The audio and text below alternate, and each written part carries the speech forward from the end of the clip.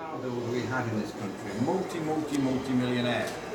And he had a gentleman working for him at one of his garages called Cecil Kimber. And the garage was called Morris Garage.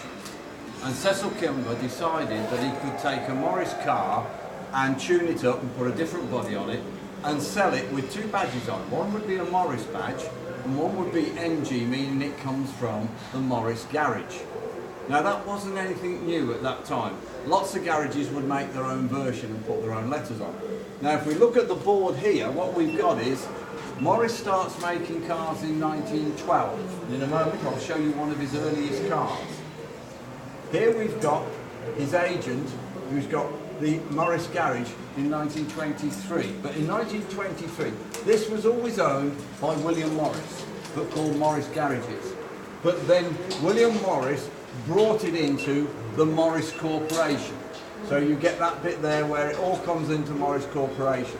Now Morris was a very successful car builder and you've got different makes of cars going on.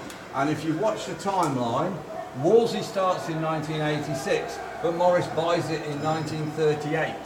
Oh. As we go through, you'll see that in 1952, it becomes British Motor Corporation because Austin and Van Damme Pla have joined with it. Oh. So at this point, it's no longer Morris. It's BMC, British Motor Corporation, with those two great British companies of Austin and Morris. But MG is still in there, being made. And then as we come down, you'll see it goes to British Motor Holdings, and that brings in Daimler, Lanchester, BSA and Riley. And then later on in 1968, you get British Leyland, which brings in Triumph, Rover, Elvis. So now you've got probably one of the biggest car companies, or certainly the biggest car company in the UK, but on par with some of the big American car companies, with all those different makes that have come under the umbrella. And then, what about Jaguar? Jaguar? Jaguar came in as well. Where are we? 1960. There we go. Jaguar. And then as we come down here, various bits get halved off. You've got the Rover Group. Now, then you've got owned by British Aerospace. Then it gets owned by BMW. And BMW are selling parts off. And then this is the part that you'll be familiar with.